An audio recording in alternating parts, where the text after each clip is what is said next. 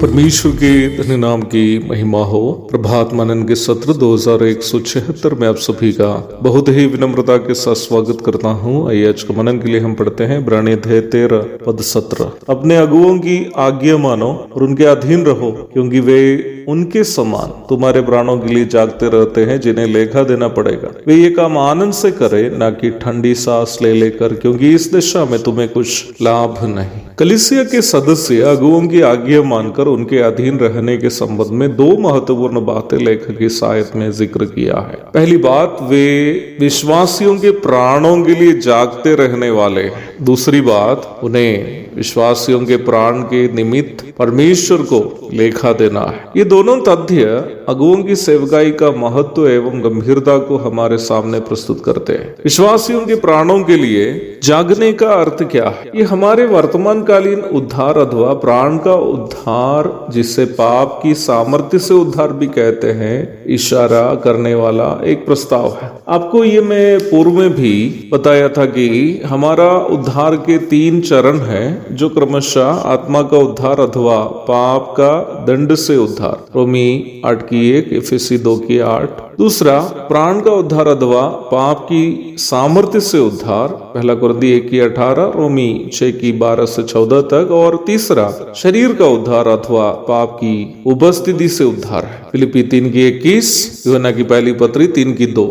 तीनों के विषय में पूर्व में समझाए हुए होने के कारण अभी उसकी चर्चा मैं नहीं करना चाहता हूँ। आत्मा को उद्धार पाए हुए एक मसीही विश्वासी को वर्तमान संसार में रहते वक्त संसार, शैतान एवं शरीर से उनके प्राण पर हमला किए जाने वाले पाप पर विजय प्राप्त करते हुए जीना अनिवार्य है, और ये प्रत्येक विश्वासी का दायित्व भी है। पवित्र जीवन बिताने का संक्षिप्त अर्थ प्रभु यीशु मसीह के स्वभाव को अपने जीवन में लागू करते हुए जीना है। प्रभु यीशु मसीह के स्वभाव के अनुसार हमारे पाप से प्रदूषित स्वभावों को तब्दील करना हो तो हमें नया नियम का उपदेश को सीखकर उसे अपना जीवन में लागू करने की अनिवार्यता है। बाइबल का उपदेश का निचोड़ अथवा सारांश प्रभु यीशु मसीह है। लूका 24:27 और 44, यूहन्ना 5:39। वचन का उपदेश अथवा डॉक्ट्रिन ऑफ द बाइबल हमें प्रभु यीशु मसीह के ढांचे की ओर बदलता है, यदि हम उसका अध्ययन करते हुए उसे अपने दैनिक जीवन में लागू करेंगे तो। रोमी अध्याय 6 पद 17 और 18। स्थानीय कलीसियाओं में वचन का उपदेश सिखाकर विश्वासियों को उनके पापों से स्वतंत्र होकर प्रभु यीशु मसीह के पवित्रता की ओर मार्गदर्शन करने की जिम्मेदारी अगुओं की है। इफिसी अध्याय 4 पद 11 से 13 तक। प्रेरित और भविष्यद्वक्ताओं की सेवा नींव की सेवा होने के कारण निम्न जिम्मेदारी का वर्तमान में निर्वाह करना सुसमाचार प्रचारकों एवं प्राचीनों का है, जो शिक्षक भी है। इफिसी 2:20।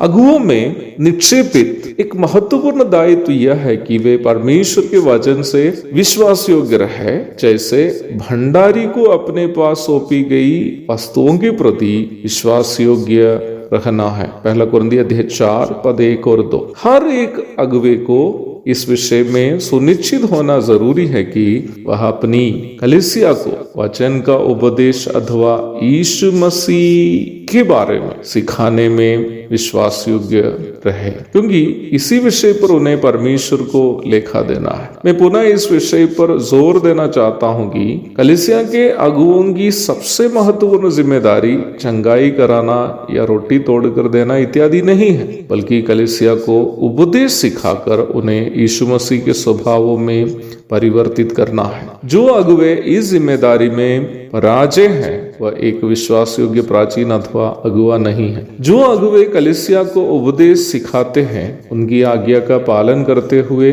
उनके अधीन रहना हर एक विश्वासी की मसीही जिम्मेदारी है, ताकि वो यीशु मसीह के पवित्र स्वभाव के अनुरूप अपने आप को बदल सके। वचन सिखाने वाले अगुओं को यदि कलीसिया के सदस्य सम्मान नहीं करेंगे तो वो कलीसिया कभी भी आत्मिक रूप में नहीं बढ़ेगी। इसलिए कलीसिया आत्मिक रूप में बढ़ने और पाप पर जीत प्राप्त करते हुए संसार में प्रभु यीशु मसीह की गवाही देते हुए रहने के लिए कलीसिया में वचन का उपदेश सिखाने वाले अगुवे होना चाहिए और वैसे ही अगुओं के अधीन विश्वासी को भी रहना चाहिए।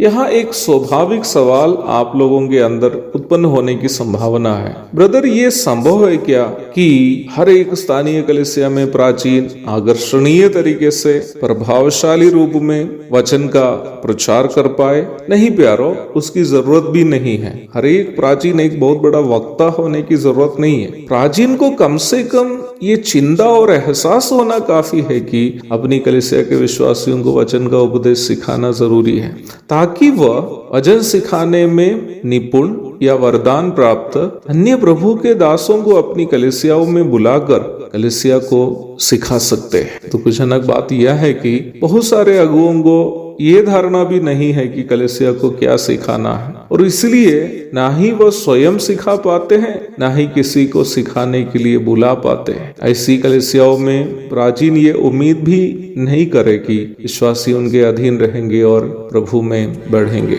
एक और शुभ दिन की धन्य कामनाओं के साथ आज का मनन मैं यहाँ समाप्त करता हूँ। प्रभु आप सबको आशीष दे। आमीन।